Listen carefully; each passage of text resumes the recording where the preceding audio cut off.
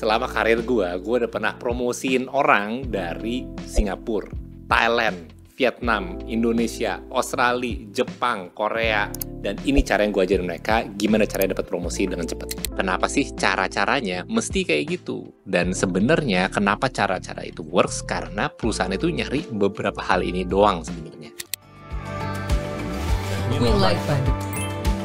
Hari ini kita ngomong soal dapat promosi. Nah, sebenarnya dapat promosi itu mudah sekali teman-teman. Asal lu tahu perusahaan nyari apa. Perusahaan itu punya kepentingan.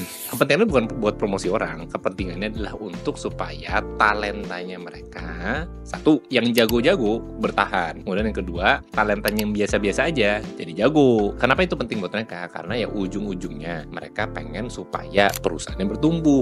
Makin cuan, dia bisa beli BMW, no. Jadi gimana cara itu bisa kejadian? Simple banget. Jadi kita tinggal ngelihat yang namanya financial statement sebuah perusahaan. Kita nggak perlu ngerti deh kayak perintilan dan segala macam. Yang penting itu adalah strukturnya aja. Strukturnya tuh di mana-mana sama. Pemasukan, pengeluaran, profit. Udah struktur dasarnya seperti itu. Anyway, si perusahaan ini juga punya kepentingan ya. Buat mereka punya kepentingan untuk bertumbuh, makanya mereka kemudian memberikan insentif terhadap para pekerjanya. Asal muasalnya tuh dari situ. Berarti kalau misalkan kita udah ngerti itu, kita tinggal bertanya dong, caranya perusahaan ini bertumbuh gimana ya? Pertama-tama. Kedua, ketika dia bertumbuh, gua punya peran apa ya di dalam situ? Karena kalau misalkan itu cuma kerja doang, tapi kita nggak ada peran apa-apa untuk ikut menumbuhkan value-nya si perusahaan ini tadi, ya wassalam, nggak ada gunanya. Karena ya ngapain? Itu kita cuma jadi cost doang ujung-ujungnya. Cost yang kemudian perlu diefisiensikan. Makanya kita mesti pastikan ketika kita berkarya, tempatnya mesti benar, bos. Yang ketiga, kalau tempatnya udah benar, pastikan diketahui. Karena cuma tempatnya doang benar,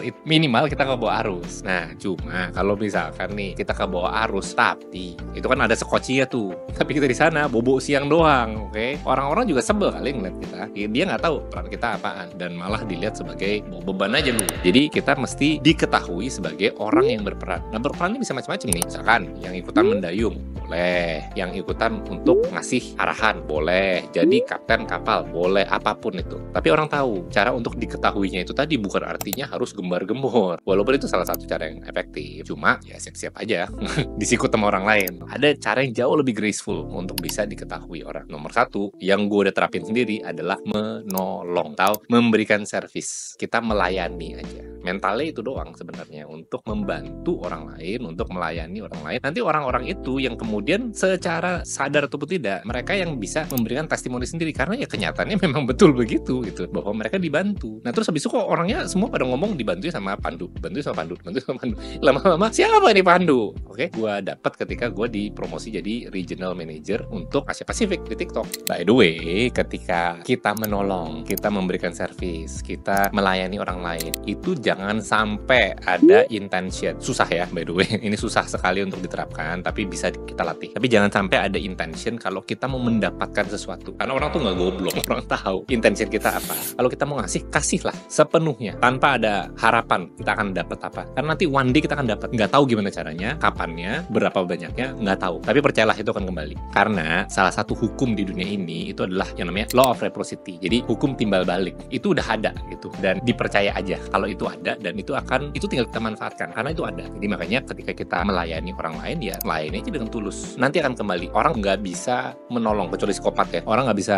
menahan itu kalau, dan mereka akan cerita dengan sendirinya kalau ya waktu itu dibantunya sama si orang ini, sama Pandu, dan kebetulan di waktu yang bersamaan semuanya pada cerita hal yang sama. Ya udah, promosi deh tuh. Gue sebagai manajer udah hampir 20 tahun. Gue udah punya ratusan anak buah, dan gue udah promosi orang juga udah banyak. Sebenarnya ketika ada kesempatan untuk promosi itu tadi, satu, gue selalu pilih untuk promote dari dalam. Gue pengennya tidak hire dari luar karena itu akan nge-grow orangnya. Tapi yang satunya lagi adalah nge-grow perusahaannya dengan lebih cepat, lebih efisien. Karena kalau misalkan ngambil orang dari luar, itu perjalanan lebih panjang lagi. Orangnya nggak ngerti konteksnya apa, dia nggak tahu sebenarnya kenapa sih suatu hal itu di setupnya begini, kenapa nggak begitu gitu ya. Dan kemudian ada banyak hal-hal yang sebenarnya akan menjadi harus diulang lagi karena dia tidak dapat konteksnya. Di video lain gue udah pernah jelasin jelasin kalau gue nyari orang itu punya 3 kualitas. Satu, gue cari orang yang punya energi, orang yang punya intelligence, sama orang yang punya integrity. Nah, dengan bermodalkan si energi ini tadi, mereka itu punya appetite. Mereka punya kepengenan untuk bisa berkontribusi lebih luas lagi. Dan gue percaya kalau dia bisa ngedeliver hasil yang lebih besar atau scope yang lebih luas ini tadi, karena dia punya energinya.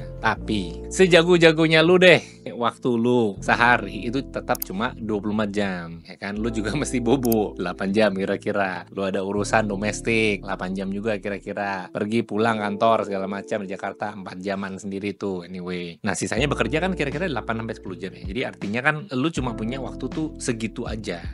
Berarti artinya lo mesti punya intelligence untuk bisa bagaimana ya caranya 8-10 jam ini tadi itu bisa menghasilkan result yang jauh lebih besar lagi. Oke, karena itu yang dicari sama perusahaan. Ketika mereka promosi seseorang, sebenarnya mereka berharap si orang ini akan punya dampak yang lebih luas lagi. Dampak yang dia sudah buat di level yang lebih kecil itu menjadi bisa dilakukan di lebih banyak tempat. Itu sebenarnya yang diharapkan perusahaan. Sehingga 3 karakteristik ini tadi jadi penting. Energi, intelligence, sama integrity. Kalau integrity ya itu udah jadi kewajiban lah ya, harus ada. Kalau enggak, habis perusahaan.